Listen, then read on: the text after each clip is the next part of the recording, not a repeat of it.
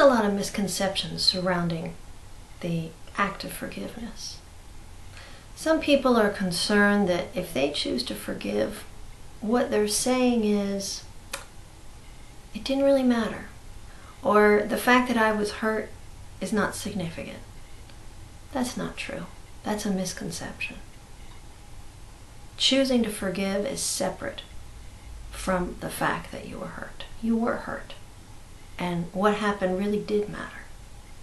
But you can still choose to forgive. What you're really asking for is justice.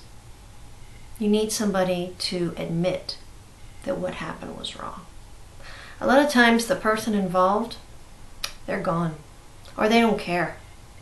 They're not around, they're not available to give you that sense of justice. But you can choose to do that for yourself. That's part of the process of forgiveness.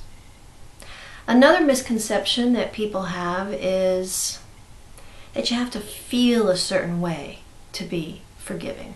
That it's actually a feeling that comes and then you choose to forgive. Actually, the opposite is true. You choose to forgive as an act of your will because you want freedom. And then your emotions will follow. Really, they will, in time. It's not always automatic, especially if it was something really deep and really painful. But they will follow. I've seen it happen many, many times. Once you take that choice to forgive, to open your heart and let that pain out, the emotions follow. And you begin to feel more at peace about the situation.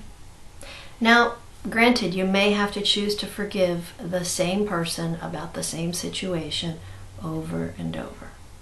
That's okay. You can make that choice. You have that power. Another misconception that's very common is that by choosing to forgive somebody, it just magically makes everything okay. The relationship should just resume the way it always was before the event occurred. That's not true.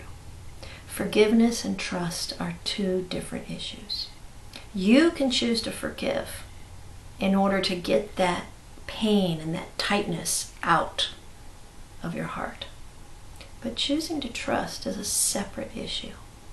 If the person has proven that they're untrustworthy, you don't have to continue to be in a relationship with them. You don't have to continue to open your heart to them. There's no law that says if you've forgiven that you have to go back to being close with them. No. Those are two separate issues. So these are some of the misconceptions that hold people back from choosing to forgive. They think they have to feel a certain way. They think that it'll make them get back into a relationship with somebody that they'd rather not. Or they're saying that what happened didn't really matter. None of those things are true. Still, you have the power to choose to forgive. And it can set you free.